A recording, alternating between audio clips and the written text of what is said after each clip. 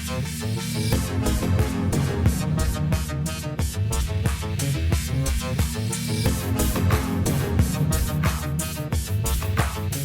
Sci-Horror Film Podcast.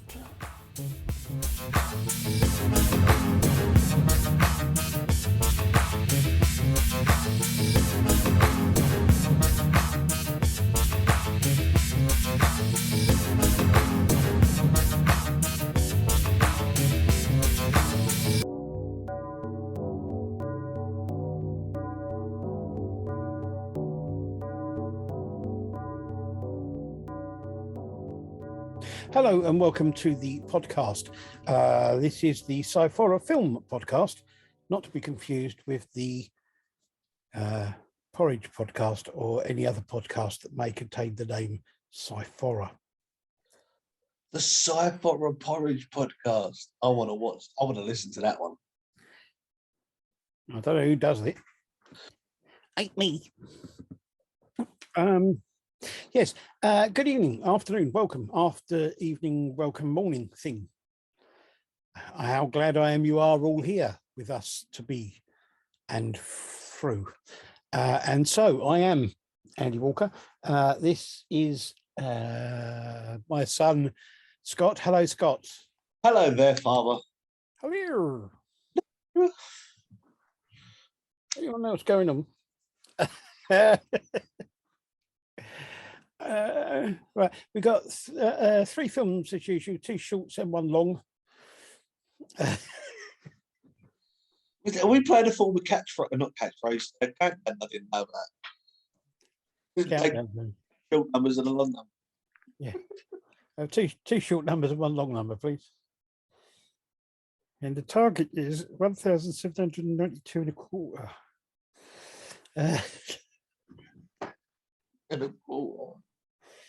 Right, so yes, two short films which are both sort of science fiction-ish, and then one long feature film which isn't. Let's start off with the first one, as that's the usual place to start, unless you're counting down, of course, in which case you don't start off with the first one, you still start off with the first one, but it's the last one. Anyway, start off with the first number that you start off with, sure. Because you wouldn't start off with the last number you start with. Yeah, but I don't know. Sure, but right. So this the first film is a short science fiction film from the year 2020 by the name of 096 or 096 or 096 or something like that, from Tarantula Creations, directed by Clay Abel, produced by Nathan Peters, Jason Posey, Jared Sanchez and Alex Kaysen, and the cast is James Fitzgerald and Stephanie Haff. There is no synopsis as such for this, but it is a story that is kind of supposed to take place in the wake of a breakout of a creature-y type thing from a secure sort of place. God, my powers of description are getting better. So, what did you think about the film or your powers of description? The film. Let's just stick to the film for now. We haven't got time for the other one. I actually really like this film. It's another one that's had variations of like this sort of film and stuff like that. Yeah. But what I liked about this is the fact that it's all quite sort of hidden and secure. Sort of I'm trying to think of the word. It's sort of like all hidden and hush hush until they sort of get into the description of the creature and stuff like that. It's only sort of halfway through you actually get to realise and get to see what everything is. Yeah. I think the graphics in this is amazing. The way it's done. Yeah. The acting in it very well done. I like the idea of it. I like films like this where they sort of it's a mix between sort of a film from the aftermath of what's happened and sort of showing what's gone on to get to that. Yeah, I yeah. like films like that, but I actually think this is a really good idea. Yeah, no, I agree. It's not a completely original idea, but it is a good idea, and it's very interesting, very well done. And as you say, it's looking at it from you're seeing the interrogation and that the guy who was in charge and the aftermath of it and that sort of thing, but also showing you sort of like film footage from the people who went in and film footage from security cameras, that sort of thing. It's got a very good look to it. It looks quite good, and as you say, the effects, the CGI stuff, and all that sort of thing are really good. It's really well made and well put together. It was okay. I can't say I didn't like it, but it wasn't. It didn't kind of make me go, "Wow, that's a really good film." Mm. Do you know what I mean? I understand that. I do get your point. Like, I've seen a lot of films where this has happened, where it's been sort of a mix between sort of interrogation, fan footage sort of film, stuff like that, where this has happened. Yeah, it's not an original idea. It's a unique way that they've done it. I will add that. I do think the sort of twists in it with like the way that the interrogation goes and stuff like that, with how it ends, and was almost a bit predictable because of the fact that there's been a lot of ways where it's happened Yeah, I know what you mean. and bits that make up for it. But it's not a bad film. It's a well made and a good film. It's just it kind of, I don't know. I don't know what it was about it, but something about it just made me think, oh, that was all right. Yeah, it was good. It was a good film, but it wasn't something that I would go crazy over or out of my way to watch necessarily. Don't know, but yeah, it's interesting and worth a look. Definitely. The second film, our second film, is again a science fiction short film from 2021. This is called Mouse X. This was directed and written by Justin Tagg. It was chosen for Short of the Week, and it's on their channel. Again, there's no real synopsis for this. I'm not quite sure what a synopsis for this would actually say, to be honest. I think the whole fact that there's not a synopsis to this just proves the fact that it's very hard to actually put into words what this film's about. Yeah, it is a very odd film, slightly confusing in places.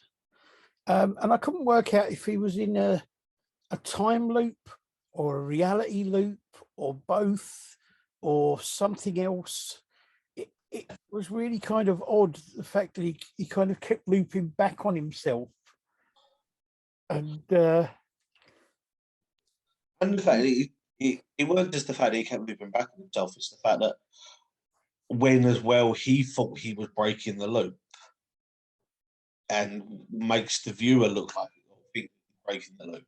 It's not, it's actually still part of the loop, yeah, and it's part of it, and it's like it just extends out. And when you sit there and go, oh, he's got away this time, or he's done this, you're like, oh, hang on a minute, that's the same part of that he was running away from, or this is what, and it's sort of like the way that it's done is very, very well done.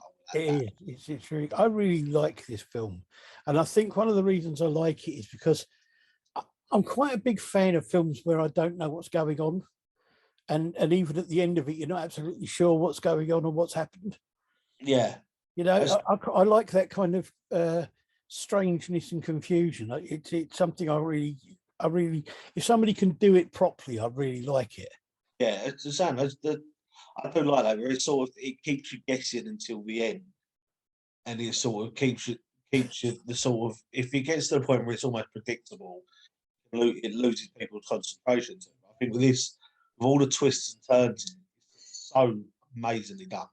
I mean, it must have been incredible to write, because trying to work out where you're going to go with it or where you're going with it, and without getting lost in your own head. It must have been difficult to film it as well with that aspect, because of the fact that it's sort of to sit there and have to get the line up so it catches his Hang own on. eye. You went all loopy and naked. Yeah, sorry. It must have been difficult to film this because of the fact when you've got to get to the point where he's got to catch his own eye and line up properly. To have that lined up, not only for the actor, but for the film crew to make sure that it's at the right angle to get, like, so it doesn't look like it's out of place for the rest of the filming. I know you can do that in editing, but to actually make sure that the actors don't look awkward when he catches his eye or when he's watching what he's doing and stuff like that must have been so awkward and hard to film. Oh yeah, no, I agree. It's very well put together film. It's really well done, well made. But I will say as well that the set design on it, I think, was amazingly done. Like the whole the way it was shot as well, with the mouth hole and sort of the way that everything was designed, and sort of, even though it was meant to look slightly out of place, I think it was very well done, the way that it all lined up. And it was, and I love the fact that at the end you still don't quite know what's going on or what's happening. There's no speech in it really whatsoever. No, apart from the one line or the two words that he chats at the end, which is just not a gig. Yeah, it's just like, it's just the whole, like, what is actually going on? What's because of the fact that you then see last scene where there's all the other buildings, and whether or not, like, if he's the same person on all of them, or if it's different people. It's just so, I think it's such a great idea. It is. It's brilliantly done. It's really well made and bizarre. Okay, now onto our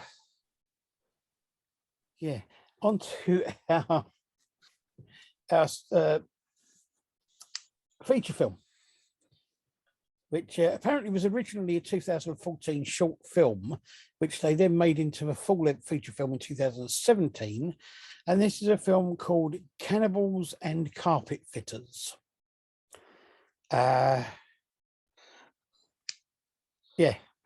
It was directed by James Bush, who directed short films VK in 2008, Blackout in 2012, Secrets of the Dark House in 2013, Predator Dark Ages in 2015. They made Law in 2022, The Devil's Lair, The Blackout, Hexed, and Astral.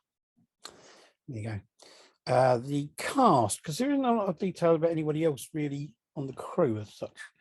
The cast, we've got Darren Sean Enright, who was in Blackout in 2012, Cockneys versus Zombies in 2012 as well.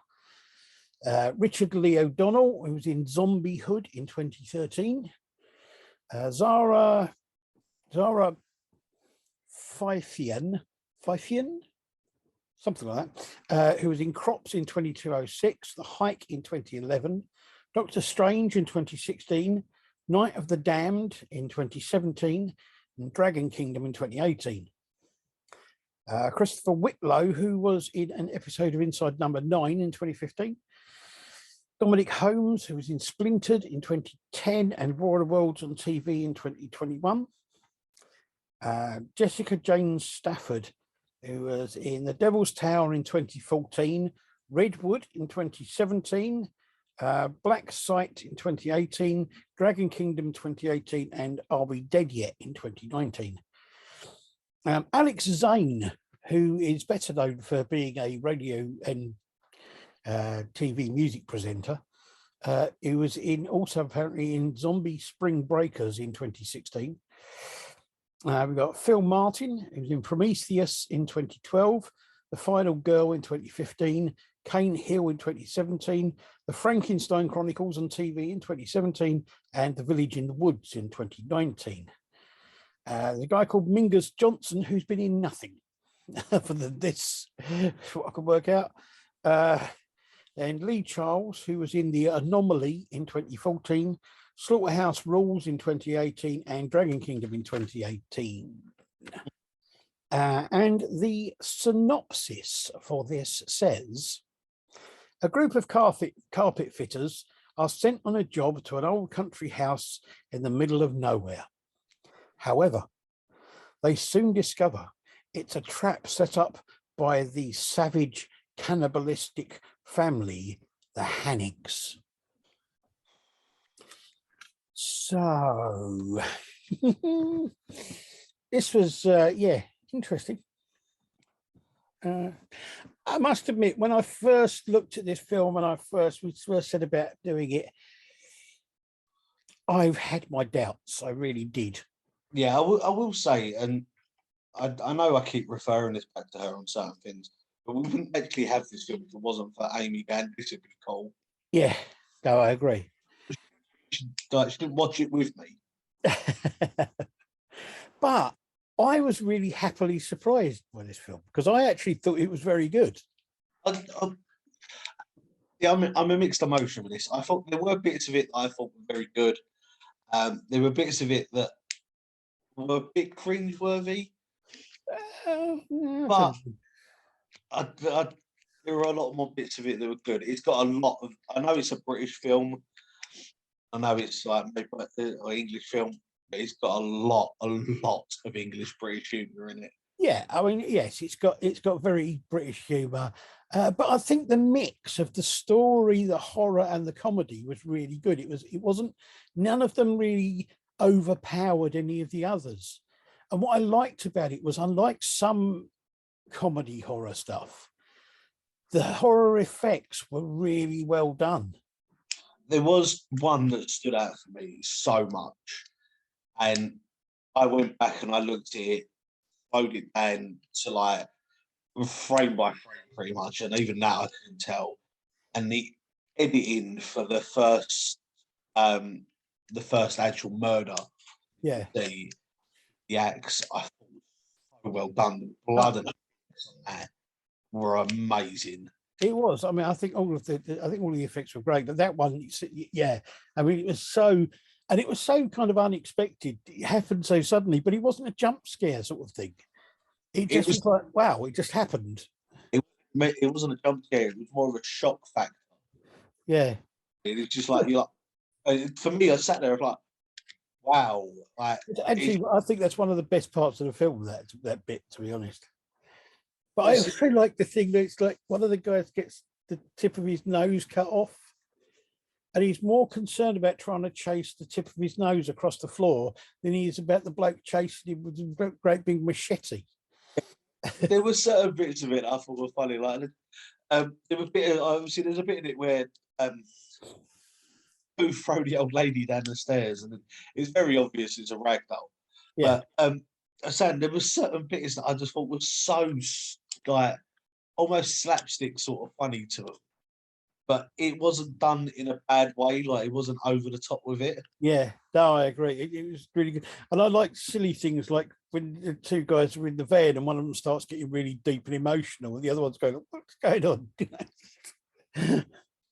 Even a bit like sort of near the end where they're trying to escape and he just stops and they're like, "What?" And it's like, "I've left my tools in there."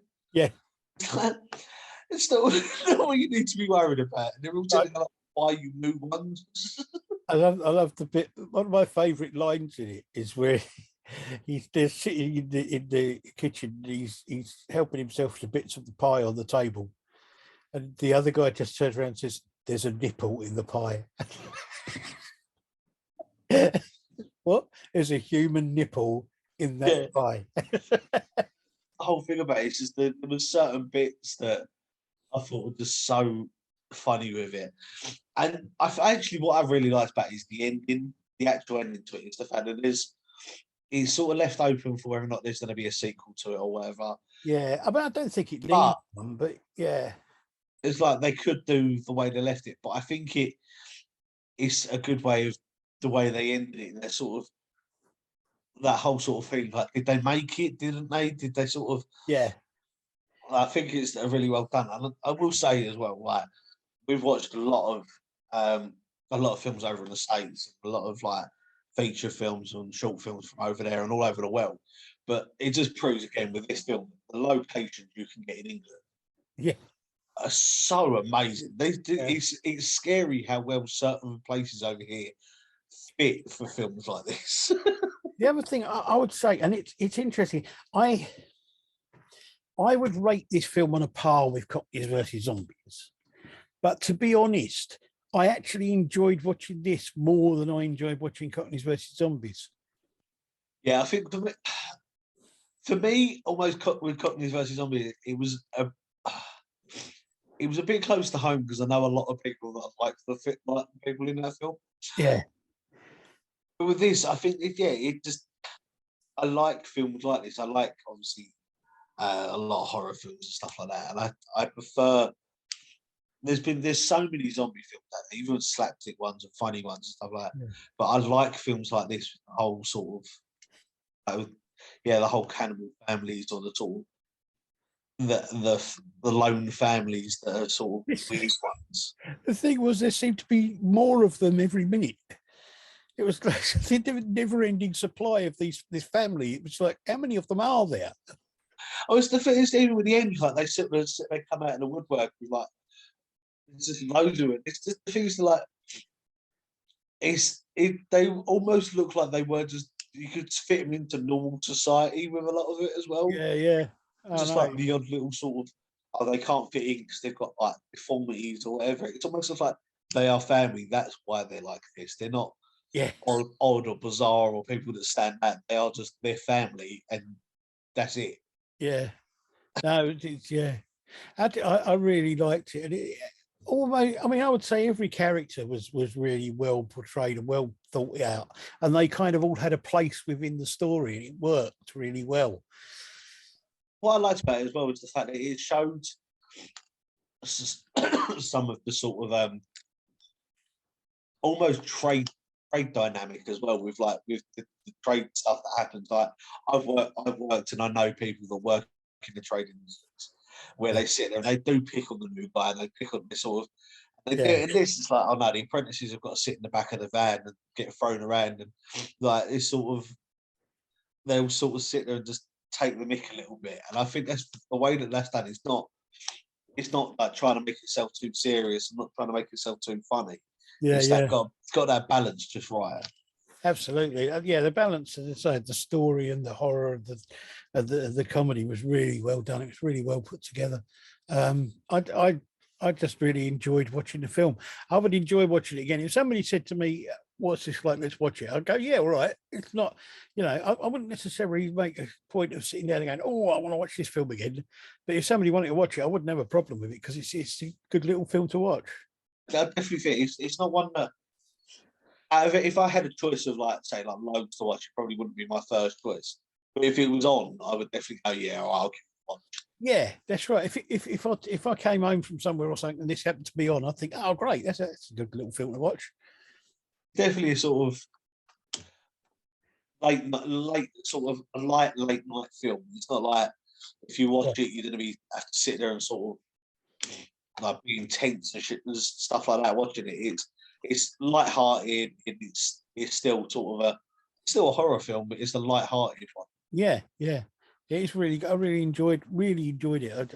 I definitely recommend to anybody out there that likes a bit of comedy with their horror that it's worth watching. It's a weird way of wording it. I would say it's almost a family-friendly horror. I would slightly with the whole sort of funny bits to it, but that's about it. It depends. I suppose it depends on your family, but yeah. There is that. Okay. Well, so that's it. That's their 3 films for this week. We got 096 or 096, Mouse X, and Cannibals versus Carpet Fitters, or Cannibals and Carpet Fitters, rather. So all of them we would recommend. Definitely go out and see them. I'll post the links as I always do. Thank you very much. You. Who are you again? Who are you? Scott. It says on the bottom. Scott, yes, Scott. Must remember that. It says my name under my name. Must remember that for the next time I write out a card. I wrote out a card and looked at one and went to write my name and I went, how do I spell it again? Yeah, Scoot. That used to be my favourite way of spelling it. So, yes, thank you very much for joining us, everybody, and being here with us, for us, to us, as us. We are, after all, one, and one of us is, after all. And so, as the sun pulls away from the shore and our boat sets slowly in the east, we sail off into the distant world of tomorrow to live another morning under the auspices of ostriches. Until then, sayonara, see you later, and all that kind of stuff. Bye. Bye.